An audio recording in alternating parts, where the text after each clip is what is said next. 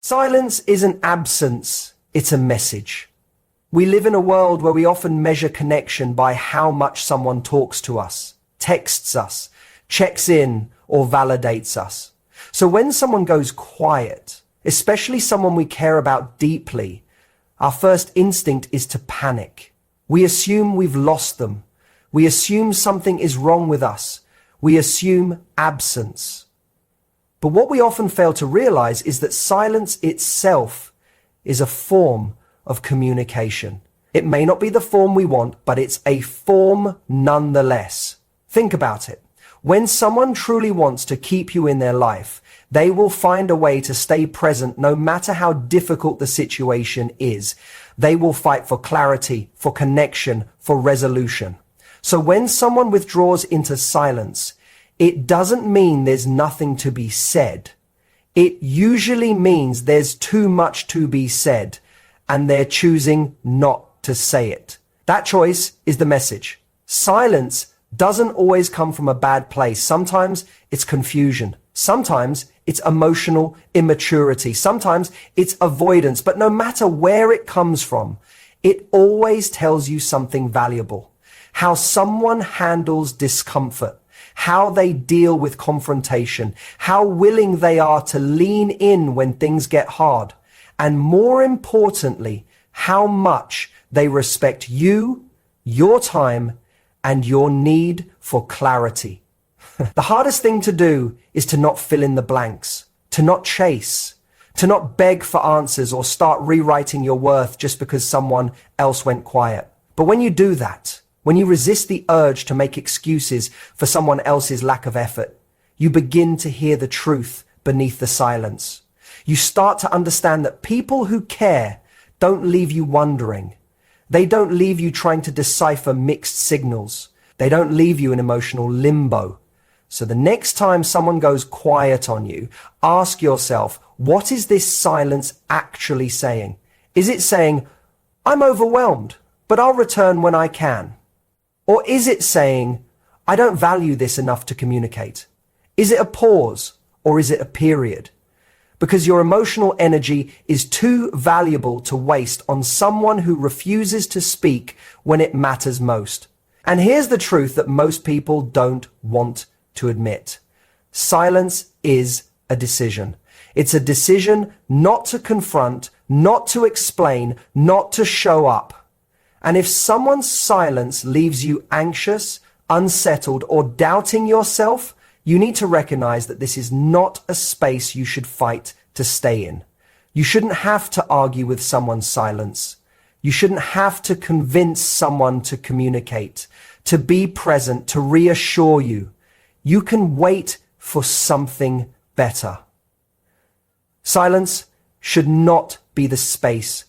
You should be present to reassure you. You deserve someone who chooses dialogue over distance, someone who understands that even hard conversations are better than no conversation at all. Someone who doesn't rely on disappearing to deal with conflict, because the real measure of connection isn't how someone behaves when things are easy, it's how they show up when it's not. We all crave answers. We all want closure, but sometimes silence is the answer. It tells you everything you need to know about someone's capacity to show up in a relationship. It shows you whether they're emotionally available or just temporarily convenient. It shows you whether they're mature enough to handle the weight of real connection or just passing through for the parts that feel good. You have to trust that the person who values you will never make you feel like you're hard to reach. They will not go quiet when you need clarity. They will not disappear when communication matters most, because when someone truly sees your worth, they speak clearly, consistently, and with care. When someone you care about goes quiet, it's easy to assume they've made a decision. Maybe they've lost interest. Maybe they've stopped caring, but more often than not, That silence isn't the result of a clean, confident choice. It's a reflection of internal confusion, emotional conflict, or a desire to avoid discomfort. A lot of people haven't learned how to sit with hard emotions. They haven't been taught to articulate what they feel, especially when it's messy, unclear, or contradictory. So instead of talking through it, instead of admitting they don't know how to say what's going on, they choose to go silent. It feels easier. It delays the confrontation. It pushes the pressure onto you, hoping maybe you'll make the move, you'll ask, you'll guess, you'll fix. But silence doesn't mean peace. It often means paralysis. It means they're stuck, caught between what they want and what they fear, between what they know and what they can't yet accept. Maybe they care about you, but they also fear. Maybe they want to connect, but they're terrified of not being enough. Maybe they feel guilty for not showing up the way you deserve. And silence becomes their escape from having to face that truth. When someone is confused internally, their external communication reflects that. You get mixed signals, inconsistent energy. One day they're all in, the next they disappear. You're left wondering if you did something wrong, if they've changed their mind, or if you imagined the whole connection. That confusion you feel isn't just in your head. It's a reaction to the chaos they're carrying but refusing to confront out loud. Then there's conflict. Silence can often be a symptom of something unresolved. It might not even be about you. It could be internal wounds they haven't healed or fears they haven't processed. Maybe they've experienced betrayal before, and now that things feel real, it triggers their defenses. Instead of working through the discomfort, they pull back, not because they don't care, but because conflict makes them shut down. Sometimes silence is a punishment, not one meant to harm, but one meant to protect themselves. They think if I say the wrong thing, I'll ruin it, or if I open up, I might get rejected, so they choose distance instead. They hope silence will buy them time or clarity, or at the very least a delay from making a choice they feel unprepared to make. And then there's avoidance. This is the most painful form of silence, because it's not always born from confusion. It's born from discomfort. They don't want to have a tough conversation. They don't want to hurt you. They don't want to take responsibility for how they feel or how they've made you feel. So they choose to ghost, drift, disconnect. Avoidance gives them the illusion of control. It lets them walk away without confrontation, without guilt, without being held accountable. But avoidance doesn't remove responsibility. It just transfers the weight onto you. Suddenly, you're the one left wondering what happened. You're the one analyzing texts, revisiting moments, trying to decode what their silence could possibly mean.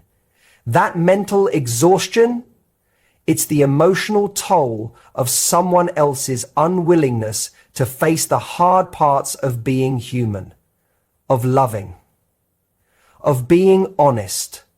The hard truth is that people often go quiet when they're not emotionally equipped to deal with what's required of them, when they don't have the tools to speak their mind or heart with clarity, when their coping mechanism is escape instead of engagement. And it's not always malicious, it's often unconscious.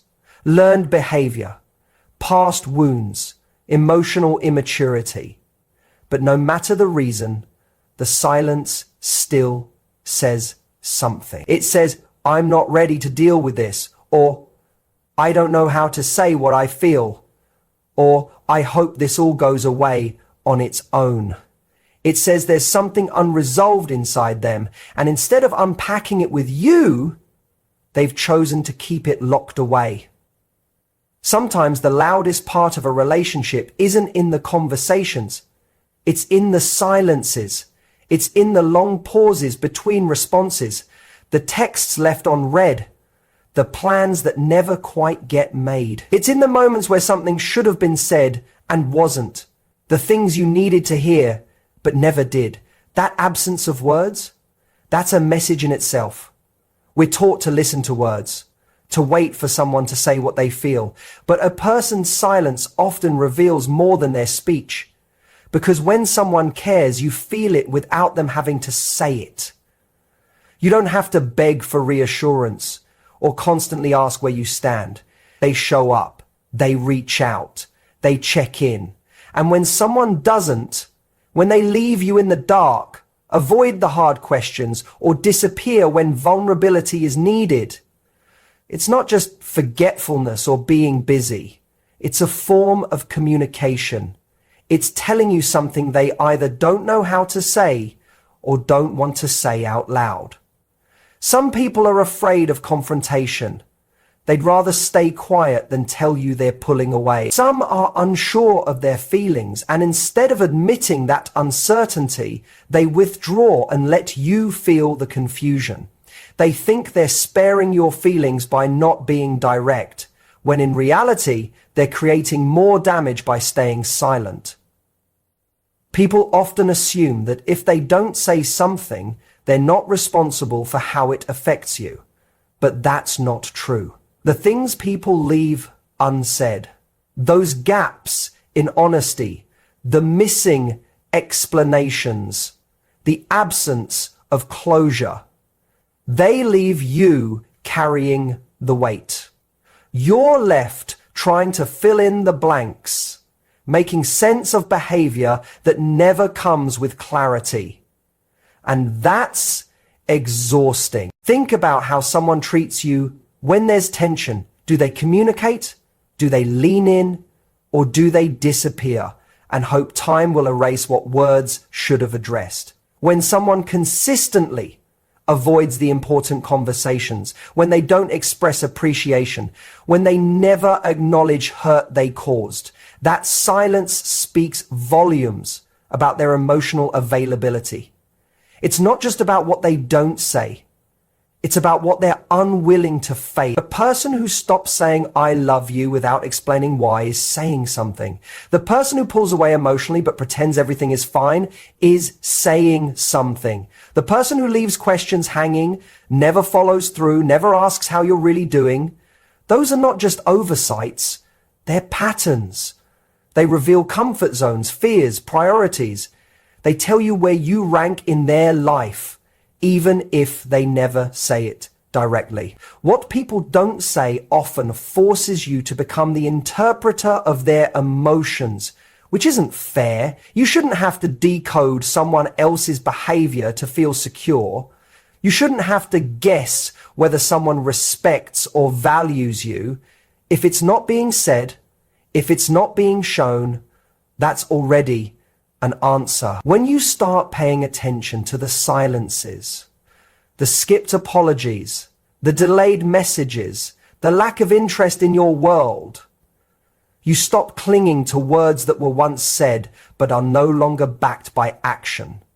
You realize that people may not say, "I'm no longer invested," but you can feel it in the way they stop showing up. You realize that "I don't want this" doesn't always come as a sentence. It comes as distance, disinterest, emotional detachment, not speaking up, not communicating, not engaging. That's not neutral. That's not harmless. That's not passive. It's a form of emotional expression. And often it's louder than anything someone could have put into words, because silence doesn't leave room for clarity. It leaves room for doubt. And that doubt becomes the foundation for mistrust, insecurity, and imbalance. You start to learn the difference between someone who is just quiet and someone who is deliberately avoiding truth. Between someone who is gentle with their words and someone who is withholding. Between someone who doesn't talk much and someone who is silently creating distance so they don't have to take responsibility. And that distinction is everything, because not everything unspoken is harmless. Silence can feel powerful. It can seem poetic, even profound. In movies and novels, a long pause or a quiet departure is often portrayed as meaningful, mysterious, or emotionally deep. We're conditioned to believe that when someone withdraws into silence, it must be because they're feeling something too big for words, something noble, something heavy, something worth waiting for. But in real life, silence is rarely that romantic. More often, it's confusing, hurtful, and full of unanswered questions. And interpreting it through the lens of fantasy rather than reality can be one of the most painful mistakes we make in relationship. There's a tendency to project emotions onto someone's silence that they may not actually be feeling. You think he's quiet because he's scared to lose me, or she's distant because she's overwhelmed by how much she cares. And maybe, in some cases, that's true. But more often, silence is not depth, it's avoidance. It's emotional hesitation, fear of responsibility, or simply a lack of effort.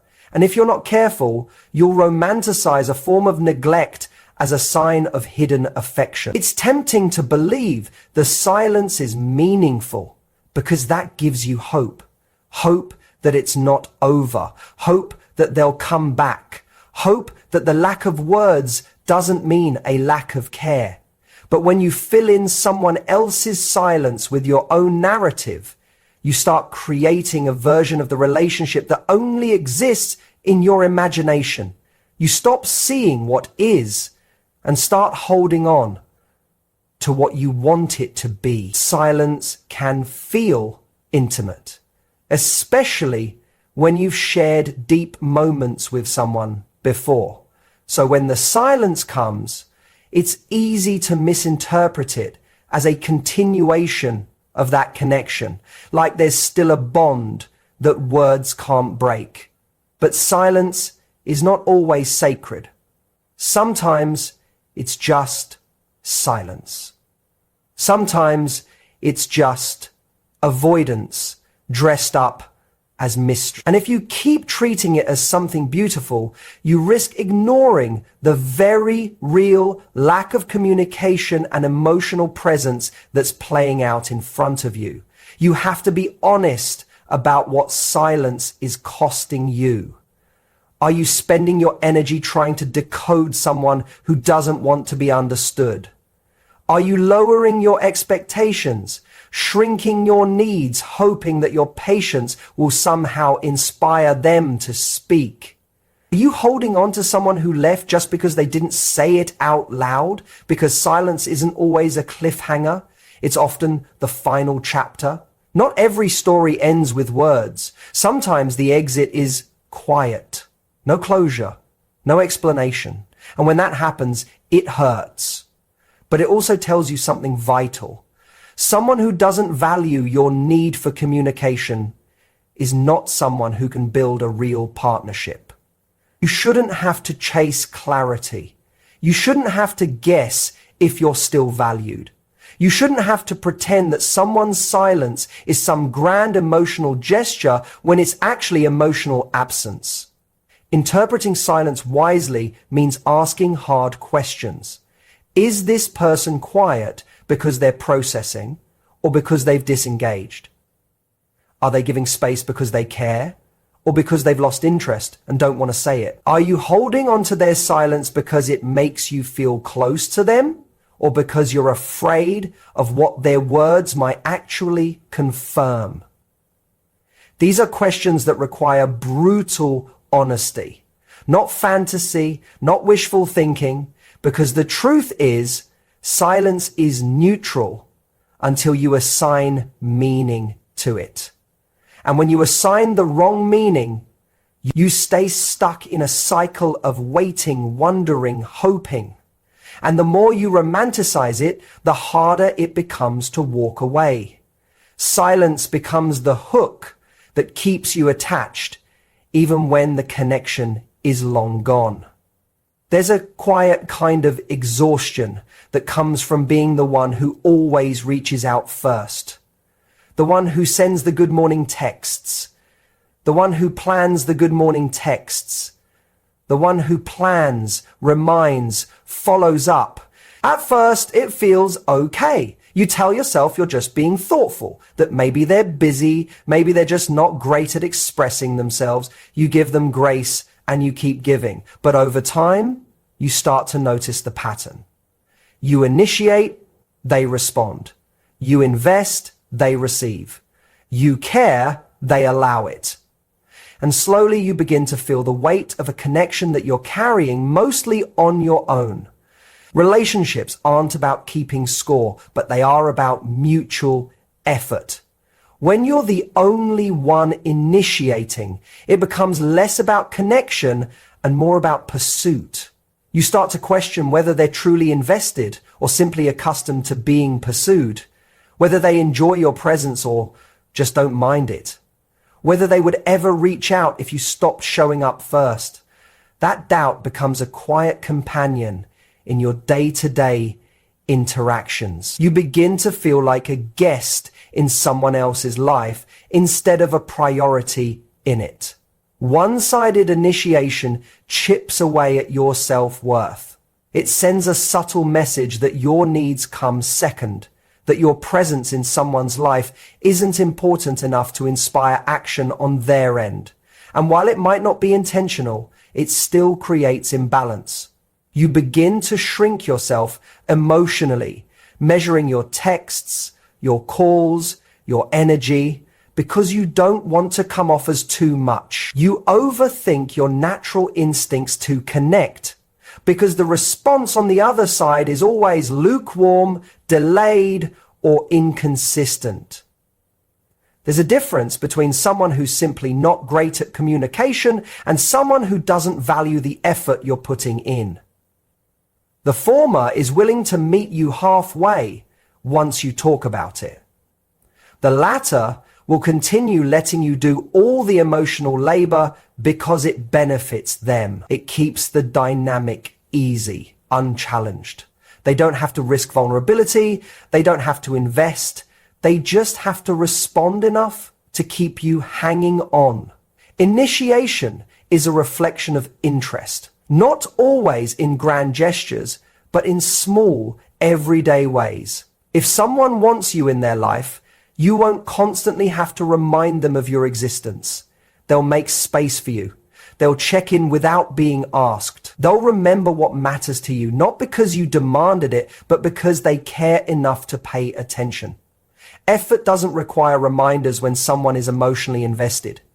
Being the only one to initiate also sets a precedent. It teaches the other person that they don't need to try, that you'll always come to them. And that dynamic slowly creates resentment. Not because you're keeping score, but because you're human. Everyone wants to feel chosen. Everyone wants to feel wanted without having to beg for attention or initiate every single moment of connection. There's a moment in every one-sided connection where silence stops feeling mysterious and starts feeling loud. It begins as a space, an unanswered message, a delay in response, a shift in tone. But as time goes on, that silence begins to carry weight. It stretches. It lingers. And eventually, it demands an answer, not from them, but from you. Because when someone stops choosing you through their actions, their silence becomes an invitation for you to finally choose yourself. When someone goes quiet, it leaves you alone with your thoughts. At first, that loneliness feels unbearable. You search for reasons, excuses, loopholes. You wonder what changed. You wonder if you did something wrong. You replay your words, your tone, your timing. You try to fix something you didn't even break, just to restore a sense of control.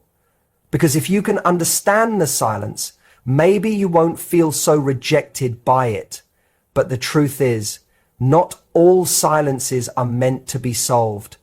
Some are meant to wake you up, to show you where your energy is going and how little of it is coming back, to highlight the imbalance you've been tolerating in the name of hope.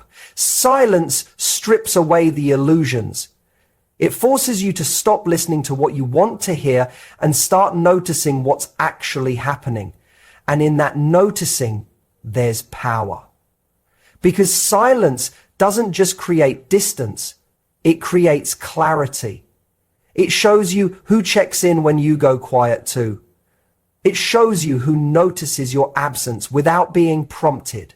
It shows you who values you enough to reach back. And more often than not, silence reveals that you were the one filling all the space, holding all the weight, trying to maintain something that wasn't mutual. There's a kind of peace that comes when you stop waiting for someone to come back and stop coming back to yourself. When you stop reaching out just to feel seen. When you stop overcompensating for someone else's emotional absence. That peace isn't loud, and it doesn't come overnight. It comes slowly, in small choices, in realizing that you don't need to explain why you feel hurt when someone disappears without care, in deciding that your energy isn't free and your heart isn't disposable, in remembering that your value doesn't depend on how someone else fails or chooses not to show up. Choosing yourself doesn't mean you don't care. It doesn't mean you never did. It just means that you're done trying to prove your worth to someone who stays silent when you need clarity. It means that the silence they gave you becomes the space you now use to heal, to grow, to remember what it feels like to be whole without someone else's half effort. You start to take back the energy you spent waiting. You begin to invest it into places that feel safe, into people who don't leave you guessing, into habits that build you instead of drain you. Silence may feel like rejection, but it's often redirection. It's the world pulling you away from someone who wasn't choosing you so you can finally start choosing yourself without guilt. It's life clearing the noise so you can hear your own voice again. The one that says, I deserve more than crumbs. The one that says, I don't need to chase love to be worthy of it. The one that whispers truths you've ignored in the hope that things would change if you just held on a little longer. And when you choose yourself in the face of silence, you take back the narrative. You stop waiting for closure from someone who couldn't give you communication. You stop trying to understand someone who won't offer understanding in return. You stop tying your sense of peace to someone else's presence. You let their silence be what it is, a reflection of them, and not a measure of you. There's a painful truth most people resist when they're emotionally attached to someone. If he cared enough, you wouldn't be left wondering. You wouldn't need to decode mixed signals or replay conversations, searching for hidden meanings in his words or lack of them. You wouldn't need to ask your friends to help interpret his tone, his pauses, his last message. If someone truly values you, you feel it consistently, clearly.